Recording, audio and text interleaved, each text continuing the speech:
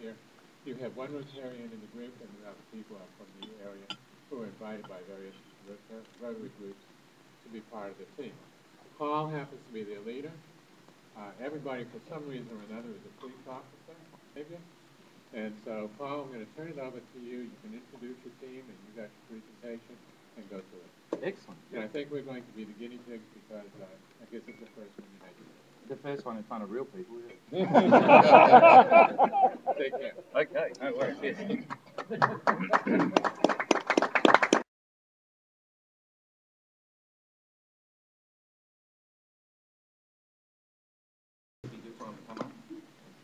And we'll get going. But we're very, very mindful of the time, so we'll push through as quick as we can. First of all, it's not working, Jones. Red tie again. Red tie again. Yeah. See, when we didn't have real people, they didn't give us a feedback.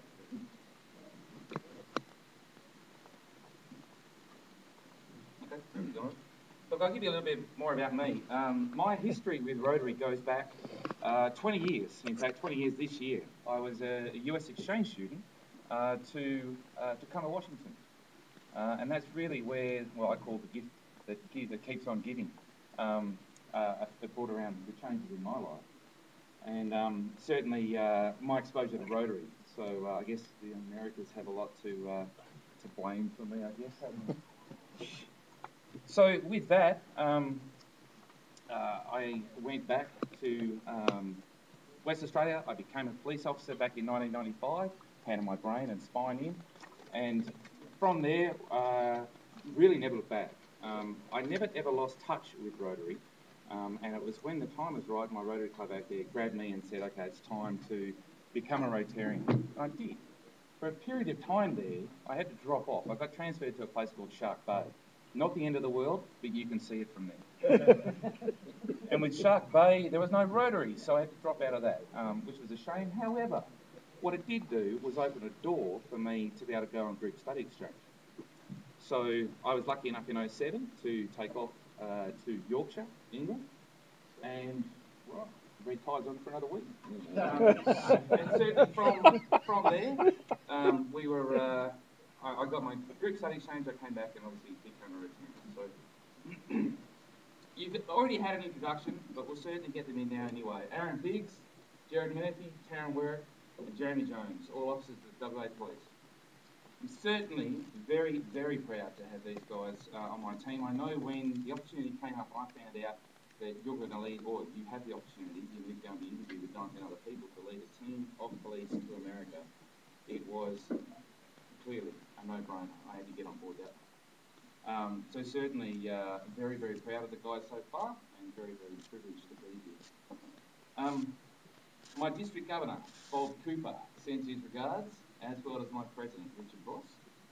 And I know that I think the last thing Richard said is he's going to be in good hands. And we've only been in town for a day and we're really happy. So we're very, very happy.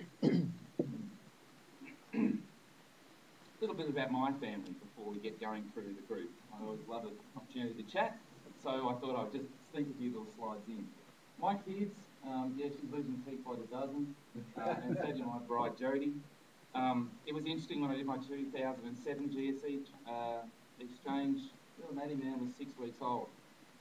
And we have a case here of history repeating itself. I'm not going to go into that any further, but certainly one of the boys here has got a little bit of news. So when I'm not catching crooks, the other things I like to catch.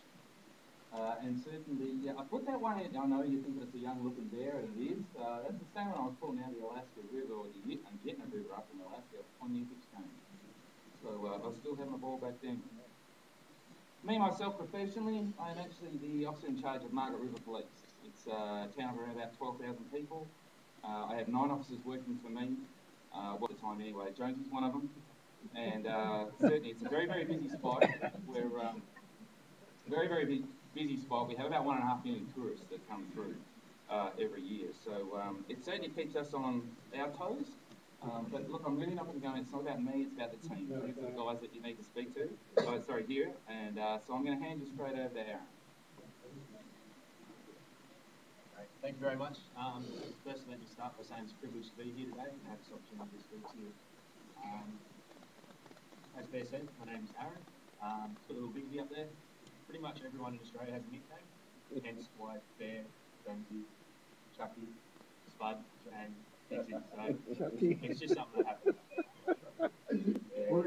Yeah, I'll probably get paid for that later. And that was just one bad sausage. So, a little bit about me. I grew up, well, I was born in New Zealand, which for those who don't know, it's kind of like Australia's little cousin, little island down the bottom. We don't like them, though. A little bit like Canadians and Americans, I guess. My parents, my dad's an Aussie, so we came back to Australia when I was 18 months old, and I've lived in Australia for my whole life. Grew up in Queensland, on the Sunshine Coast, which is now north of Brisbane. Beautiful little spot, and it's called the Sunshine Coast, and that's the reason for it. Year-round weather is perfect, so a lot of my time was spent in the water. Fishing, swimming, spearfishing, surfing, boating, anything to do with water, that's pretty much what we do. In fact, it was down by the beach in the summer holidays where I met my wife, my future wife at the time. I'm married, been that way now for 10 years with my wife Amber, and we had our firstborn baby, a little Ariana name. She was born 6 weeks ago now, so following Bear's footsteps. So I do have the luckiest, I am the luckiest guy on the trip. The fact that my wife still let me come. But don't worry, I'll be buying plenty of duty free for it as we go through. It's the only way we're going to get out of it. The other best thing about my little baby was that she was born 2 days before our 10th wedding anniversary, so very special. Yeah, great time. Very much enjoyed it. Local copper in a small country town of Contanning. My town has around 4,500 people, but out of those we have over 40 nationalities represented within the community. We're about 4 hours out bush, so it's a very unique kind of town in the fact that you have a large amount of mixture of cultural diversity in a very restricted area. You never know what you're going to be dealing with in Contanning, and that's probably the best thing I like about the job. Also gives you the opportunity to talk to people. That's a great part of things too. I've been given the opportunity today not only to talk about myself, but also just to share a little bit of information about Australia and about something that is close to my heart, and that's the flora and fauna. Hopefully after my talk, you guys might even want to come. So let's say welcome to Australia.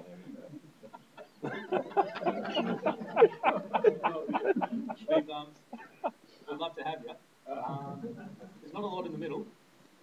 We are an island, for those who don't know what Australia looks like. On the bottom, we walk upside down, as I heard someone here say today. I thought that was pretty clever. Australia. When you come to Australia, the main thing that you'll probably be looking for is the things that can kill you.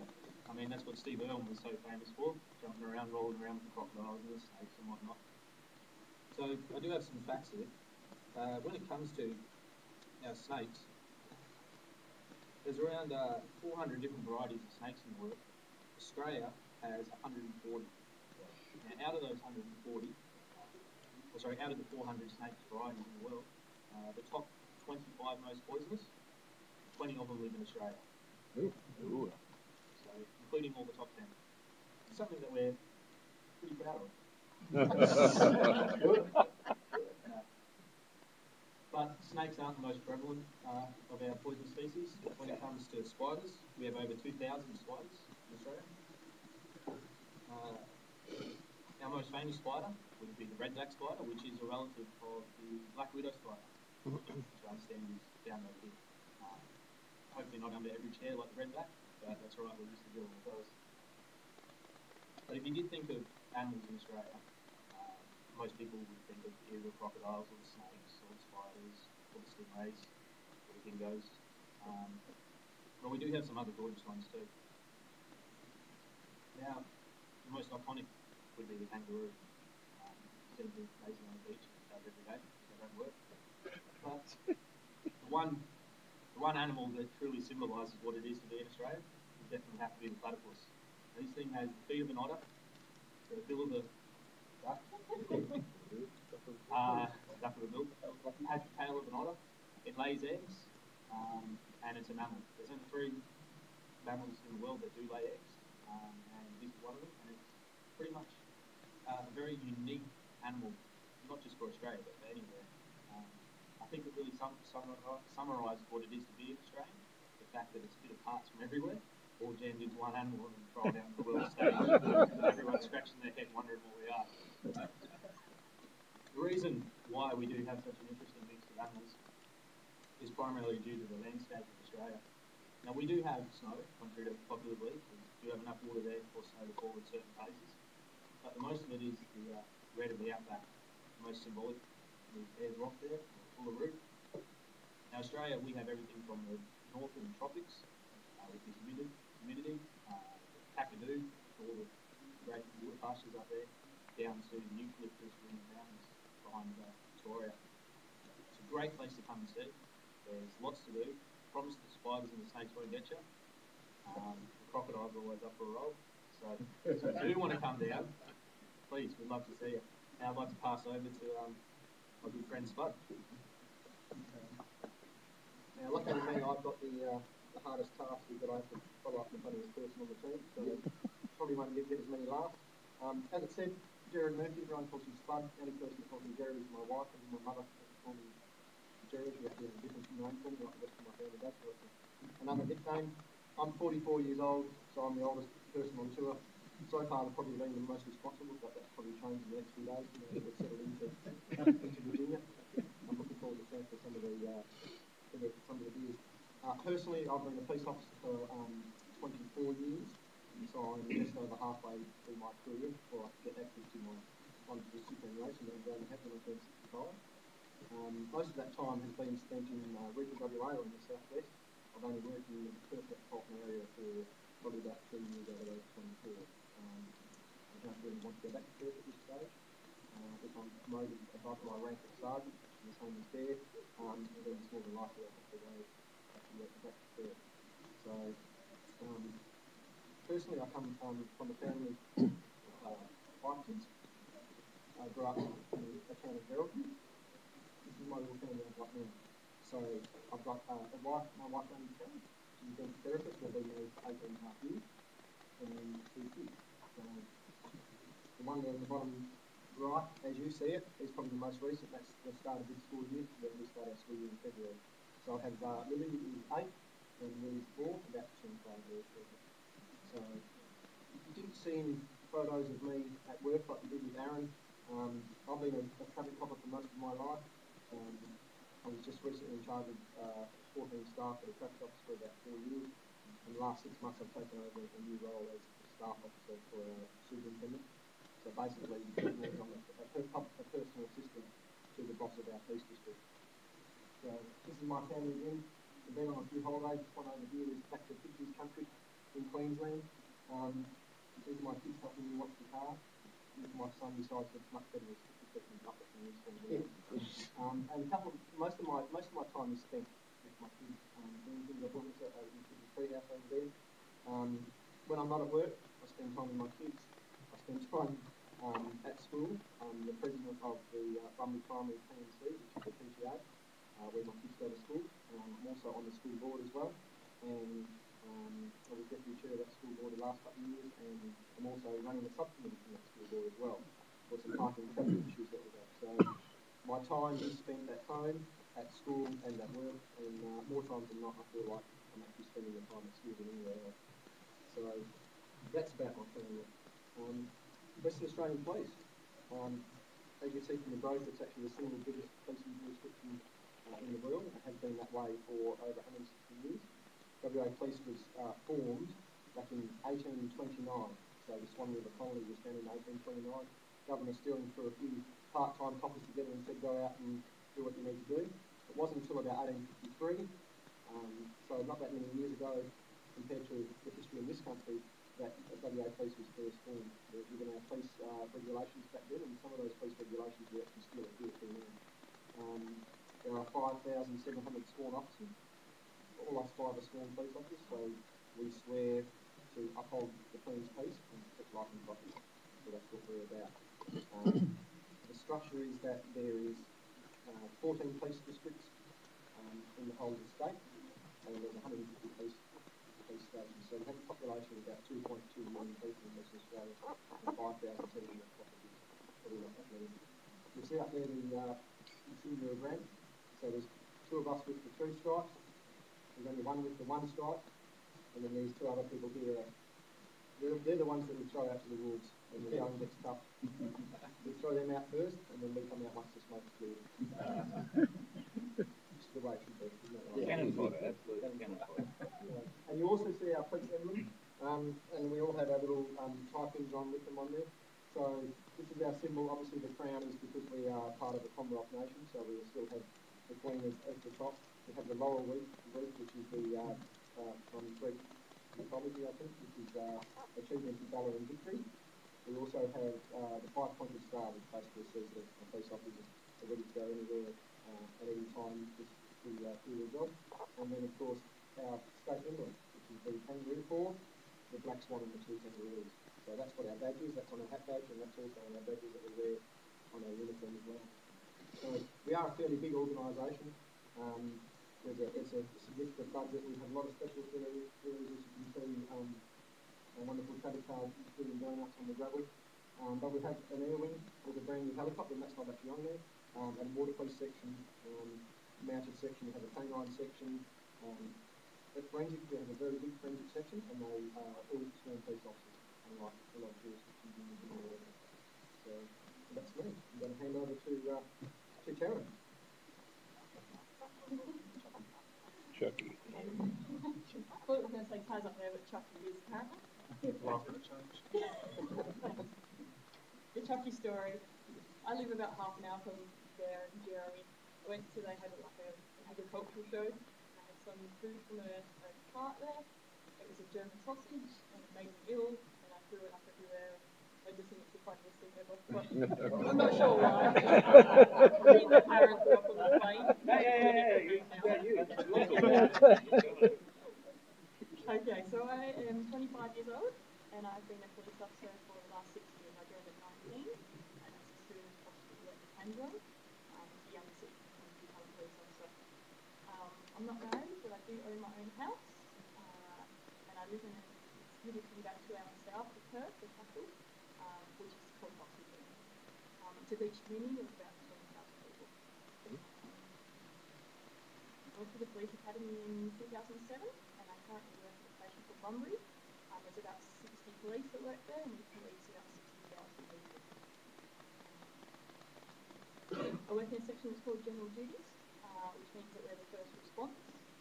Somebody makes a phone call, we're the first people to turn up, and then decide who needs to come in there, whether it be forensics or the K9 or what else we need from them.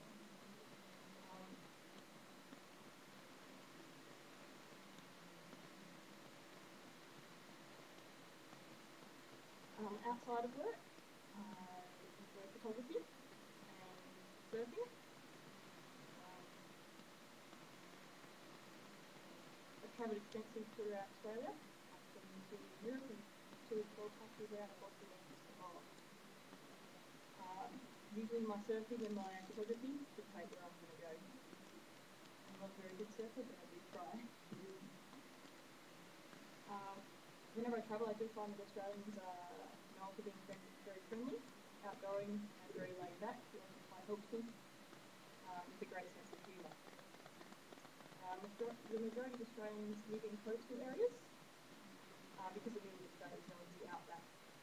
85% of the population of Australia is within 50 kilometres of the coastline, and it plays a major part of the lifestyle of many Australians. Australians, as I said, love to own a house. It's a national symbol of security, and firstly, it's pretty easy to own a house as long as you've had a job for about 6 months. The bank will loan you the money for up to 30 years to repay. Second, it's considered being the best long-term investment. Also, the preservation of Australian environment is among the top priorities for most. It doesn't just cover natural conservation, such as the mountains, the rivers, forests, the ocean, it expands to the cities as well, and then very habitat and clean and beautiful land. And I'll pass over to Jeremy.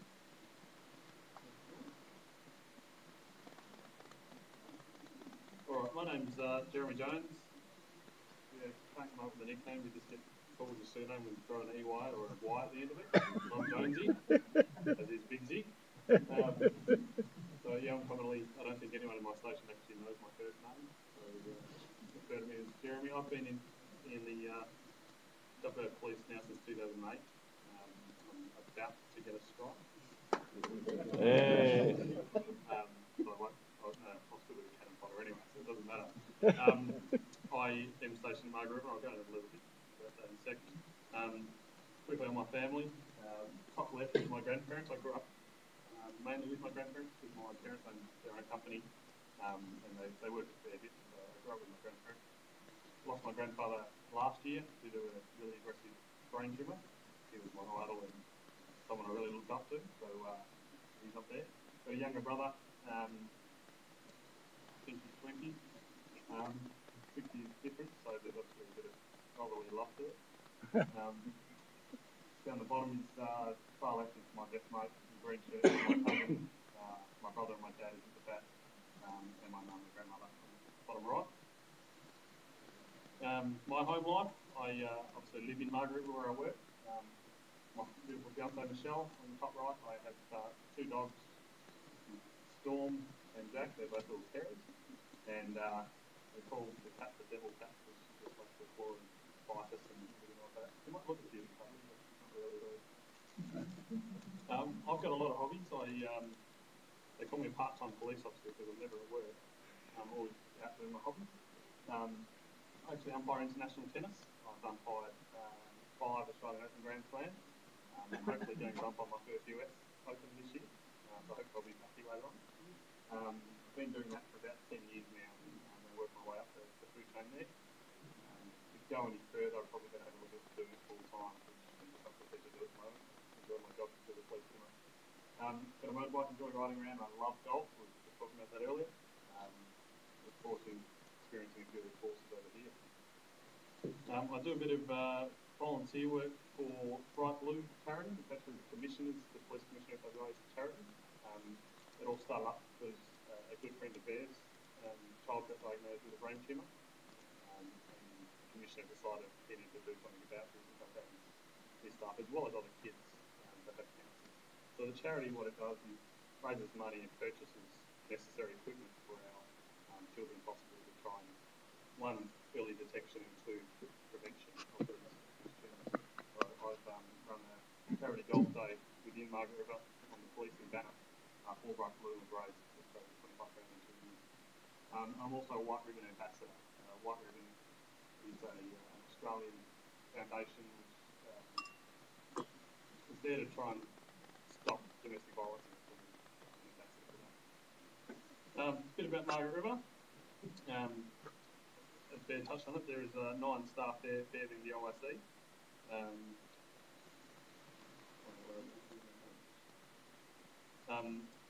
The last census was conducted of 9,000 people that currently live there.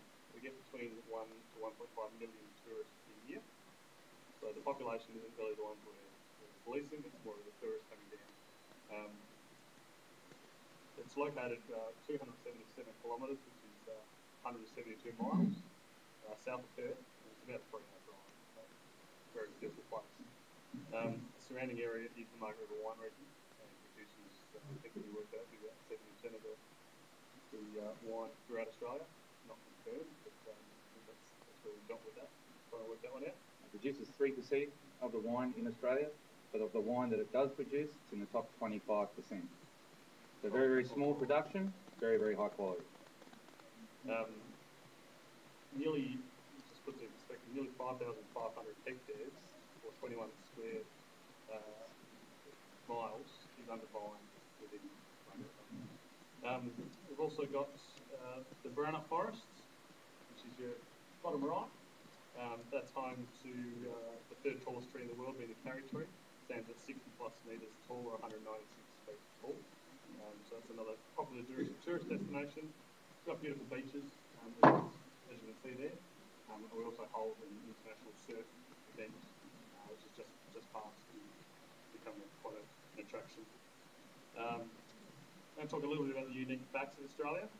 The size of Australia, as you can see, get the whole of Europe within it. It is probably one of the smallest populations when it comes to land to person. It is just shy of 3 million square miles big, and it is an island. It's home to the Great Barrier Reef, in bottom two pictures. It is the largest coral reef in the world, and it stretches 1,250 miles, and it's a series of individual reefs all put together. It's extremely beautiful, but it does attract a lot of tourists, which actually threatens the delicate ecosystem there. So they try and restrict the amount of tourists it gets, just so it can remain as beautiful as it is and untouched, so to speak. A few other things that are pretty exclusive to Australia. We've got a drinking age of 18. I think it's 21 here. That's correct. And it's actually illegal not to vote if you are 18 years of age. Did you vote? No. You have to enrol to vote. I'm not enrolled. She's down the dragon.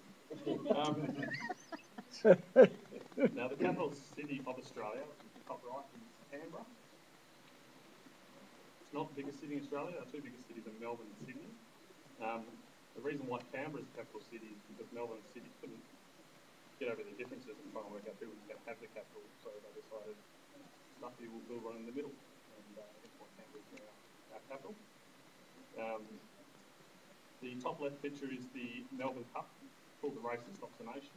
Basically, every workplace in Australia stops to watch that. It's probably our quietest policing time of the year when that race is on, because no one's doing anything. It attracts horses from all over the world, and it's a very prestigious race. I think the eastern states have public holidays just for that race. Unfortunately, we don't have them yet in Western Australia, but we've had a petition to try and get it. Australia is home to some of the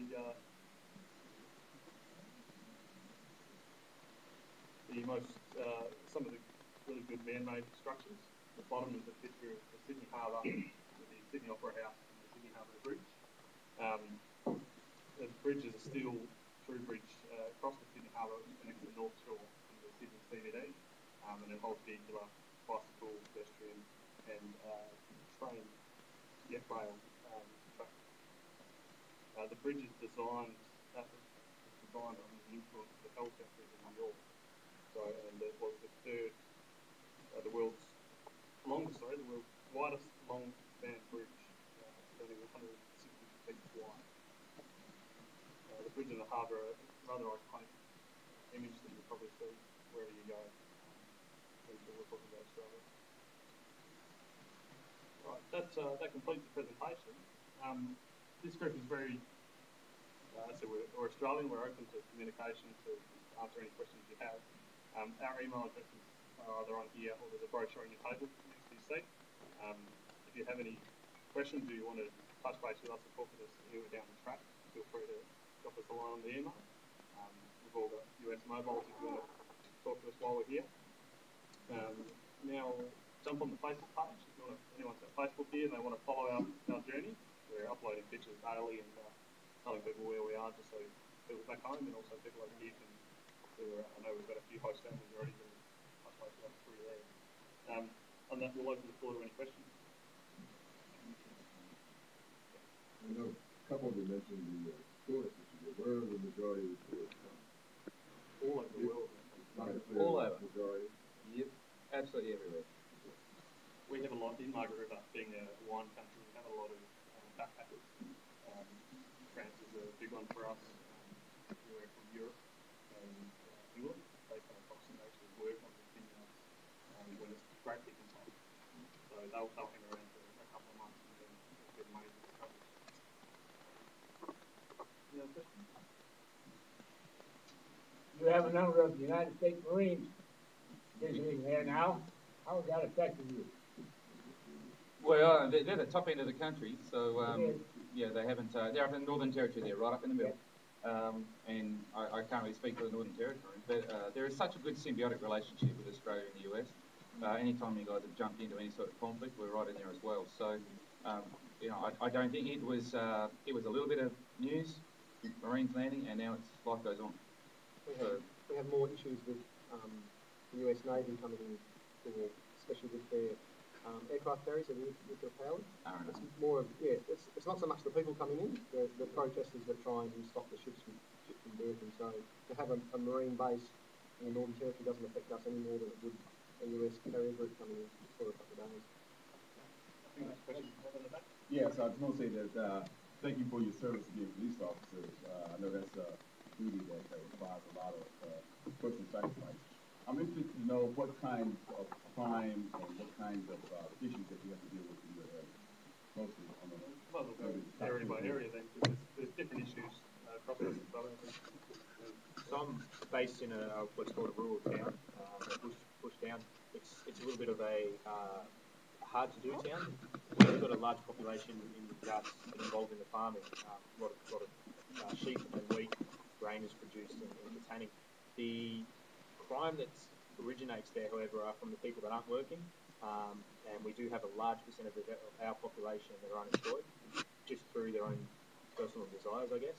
And the crime that they are involved in normally works around alcohol, and also we are starting to see a lot of methamphetamine, ice, is starting to rear its head. Not as bad as in America, but it's definitely starting to take a toll. Now, because of those two key factors, alcohol and meth, most of our violence is either related to the stealings associated with, to purchase it, or with the associated violence that comes from a life of using it. So domestic violence is massive in Katanning. I work with, I'm in charge of the domestic violence portfolio at my station. We have more domestic violence with 4,500 people in Katanning than the nearest biggest town has 45,000 people. We share the same figures. So the amount of domestic violence we have is astronomical. And a lot of that is a culture that assumes that it's all right. But that's because of the alcohol and the other associated drugs. I think, Dexter, when you go towards what it is, the core offences, drugs and alcohol, property crime is obviously caused by drugs, especially addictive drugs and domestic violence, the main issues. So I think that's the same thing. Yeah, because we're a population of 60,000, 60 police, about the same. I work as well every Friday, Saturday night downtown, which is our nightclub district, stay open till 4 a.m. And every weekend I'm fighting somebody that's affected by alcohol or drugs.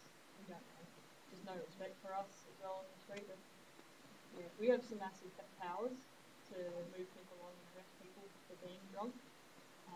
But yeah, that's our main issue. It's a great question, because I'm going to throw it over to Jonesy to see if he knows why it comes to work.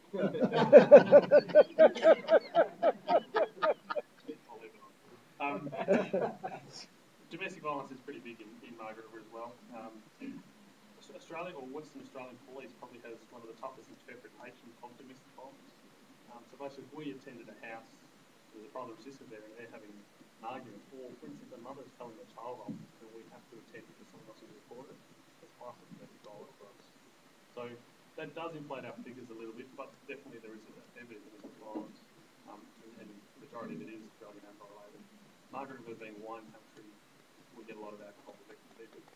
Drink driving is one of our big ones, and put it in perspective, we thought the similar amount of drink drivers in Margaret River and North Hungary in the population is 5-6 times. And drugs is prevalent wherever you go, and Margaret River is more of the cannabis, sort of marijuana side of things. So it's not your heavier drugs, but there's a lot of people you come across that have no idea what country they're in. All right, you sound right. We're having a big deal about guns in this country now. How about guns in your country? We have a very strict gun laws, and it all came about from Tasmanian massacre. How many years? In the 90s. Before that, the early 90s. Yeah, where the gunman cut loose and started killing. And I understand we've had some serious issues here with that as well. But ever since that, our gun laws are very strict. They had a time there after that where you can go hand your guns in for nothing and they'll be destroyed. And we now have, as I said, the strictest laws going around unless you're a farmer and you need to destroy animals for a reason, you don't have a gun. You can't carry a gun with you. Even us as police officers, we leave a gun at the station. We don't take them home with us. So if you are caught carrying a gun, you must be licensed, and it should be in safe, not in safe. WA has the most restrictive gun laws out of Australia. I did a bit of shooting in Queensland, joined the force, tried to transfer my guns over, looked at how much paperwork there was and went, yeah, no, I'm going to leave it behind. But we have a unique situation where the guns are actually licensed to the person. So if two people have, say, 22s, the exact same models, they can't use the other person's gun because they're only licensed to the one gun. So it is very restrictive, but it also means that you have great control over it. We have very few murders within Australia. And how many gun-related murders have we had? No, they're exception rather than rule. You certainly don't see it. It's a very eyebrow-raising event when someone gets shot in a crime. You can't get access to handguns unless you're in a club, if you've got support of the president of that club. Handguns just are not seen in Western Australia. Automatic and semi-automatic. Well, being a police officer is a great comfort knowing that the majority, most of the population don't carry guns. It's a problem.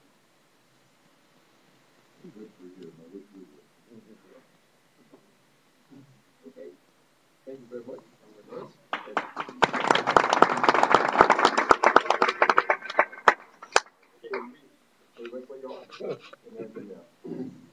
We want to welcome you to America, first of all, and to the district, District 7610, and to Virginia, and most of all, the Woodbridge Rotary Club.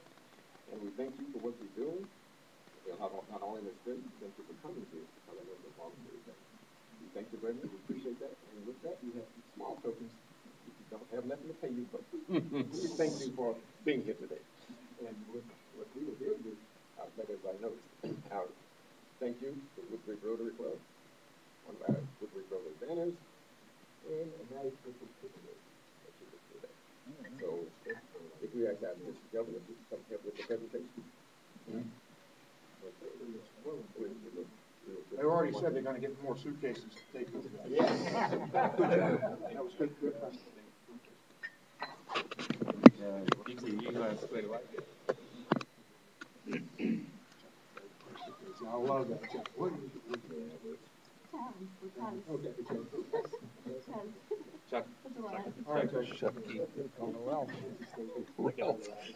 Better than Ralph. Better than Ralph. Yeah. Thank you very much. And if I could just steal a quick opportunity, on behalf of the Katanning Rotary Club, they've provided me with a number of flags, and they just asked that I present it to you. And thank you once again for having us here. And you see they go up over here.